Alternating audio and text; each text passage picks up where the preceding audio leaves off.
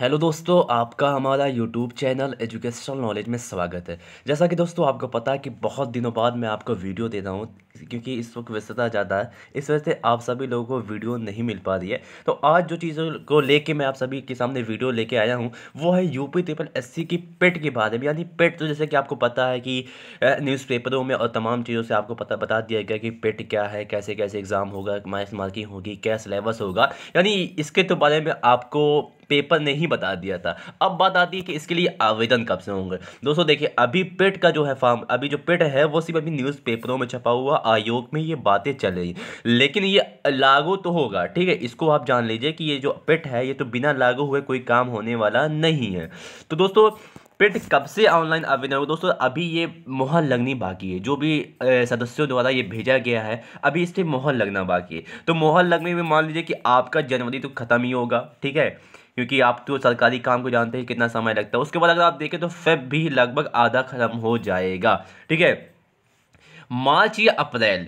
ठीक है, तो अभी तो जनवरी में आप कुछ इसकी मत मानिए, फरवरी में लगभग ये मार्च अप्रैल से हो सकता है कि इसके आवेदन स्टार्ट किए जाए। ठीक है, क्योंकि अभी इस पे मोहर लगने, आपको कई बार बता कि अभी इस पे मोहर लगना बाकी है, फिर उस पे बाद काम होगा। तो यानी कि आपका मार्च और अप्रैल तक ये काम जाएगा। ठीक है, अब बात आती है जो बहुत बड़ा मुद्दा है कि शॉर्ट हैंड वालों के, यानी कि शॉर्ट हैंड जैसे कि पीईटी लागू हो जाएगा तो शॉर्ट हैंड वालों को देखिए, शॉर्ट हैंड वालों को भी आपको जो पीईटी का सिलेबस है, यानी हिंदी, रीजनिंग, मैथ्स, जीके, वो तो आपको पढ़ना ही होगा। चाहे आप शॉर्ट हैंड लिए हो, जूनियर असिस्टेंट लिए हो, चपरासी का फॉर्म हो, कोई भी फॉर्म हो, आपका जो पीईटी के द्वारा जो सिलेबस दिया गया है उसको आपको पढ़ना पड़ेगा। ठीक है, तो चाहे वो मैथ भी उसमें है, चाहे शॉर्ट हैंड वाले हों, चाहे जो भी, आपको मैथ पढ़ना होगा। अब दूसरी बात आती है कि शॉर्ट हैंड वाले को क्या फिर कोई और एग्ज़ाम होगा? नहीं, शॉर्ट हैंड वाले अगर अपना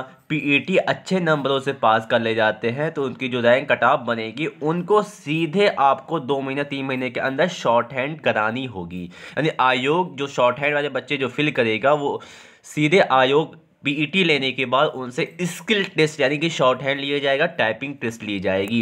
तो परेशान ना हो शॉर्ट हैंड वाले, उनका पीईटी अच्छे से होना चाहिए, अच्छे नंबर आने चाहिए, क्योंकि उसमें भी परसेंटाइल होगा, उसमें भी कुछ बातें बताई जाएंगी। यानी जब पीईटी का ऑफिशियल नोटिस आएगा तो उसमें सारी चीज़ें बता दी जाएगी, कितने नंबर वाले को पीईटी पास समझेगा। ठीक है, लेकिन उम्मीद की जाती है कि लगभग 60+ को तो ये आपका मैंडेटरी हो जाए कि 60+ आपको पाना अनिवार्य है, बाकी आप ऊपर कितने भी नंबर पाएँ।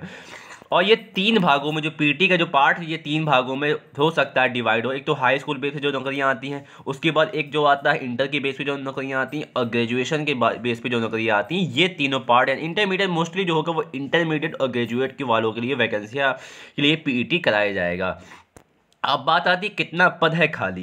दोस्तों यूपी ट्रिपल एससी को अगर आप देखेंगे न्यूज़पेपरों में, तो न्यूज़पेपरों की तो बौछार रहती है वैकेंसियाँ की, लेकिन सच्चाई उसमें बहुत कम रहती है। ठीक है, न्यूज़पेपर में अगर आप देखेंगे तो वो बच्चों को इतना मोटिवेट कर देते हैं कि 50,000, 60,000, 70,000 वैकेंसियाँ आने वाली है, लेकिन सच्चाइयों से बहुत दूर है। लेकिन अगर अगर देखा जाए तो 2022 में इनका है इलेक्शन। ठीक है, 2022 में इनका इलेक्शन का कार्यक्रम स्टार्ट हो जाएगा और इलेक्शन भी हो जाएगा। तो 2021 के जो है ये मिड में, यानी कि ये वैकेंसियां निकालेंगे, क्योंकि इन्हें जो है बच्चों से वोट को लेने के लिए ये हर सरकार करती है।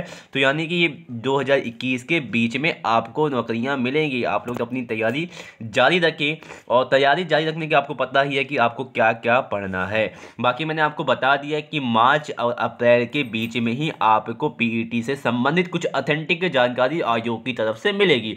अब बात आती है वैकेंसियों के बारे में। वैकेंसियां मैं आपको बता देता हूं कि लगभग वाकई अगर देखा जाए तो 40 से 50,000 वैकेंसियां खाली है, लेकिन सरकार ये निकालेगी कहाँ? अगर निकाल के चली जाएगी, फिर जो नई सरकार अगर आती है तो फिर वो बंद कर देगी, तो फिर वो टाइम लेगी, फिर जांच करवाएगी, तमाम चीज़ें होता है जैसा कि इस सरकार ने किया, वैसे जो नई सरकार आएगी तो वो भी ऐसा करेगी। ठीक है, तो मैंने आपको बता दिया कि पद कितने खाली, पद लगभग 50 से 40 हज़ार पद खाली है, लेकिन इस पूरे पद पे वैकेंसियां नहीं आती हैं, तो आपको पता ही है। अब बात आती है कि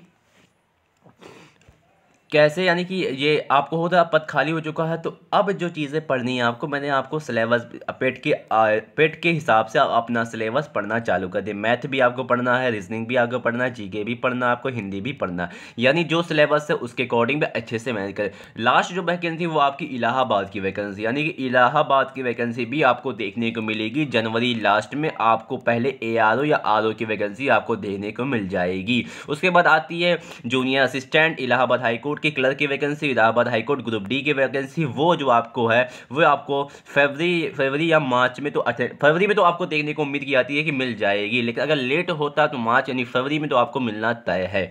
ठीक है, तो उम्मीद करते हैं दोस्तों कि आपको सारी चीज़ें समझ में आ गई। अगर कोई भी चीज़ें आपको समझ में ना आई होगी तो हमारे कमेंट बॉक्स में कमेंट करके अपने सवालों को पूछ सकते हैं। मैं कोशिश करूंगा सारे लोगों को रिप्लाई देने की।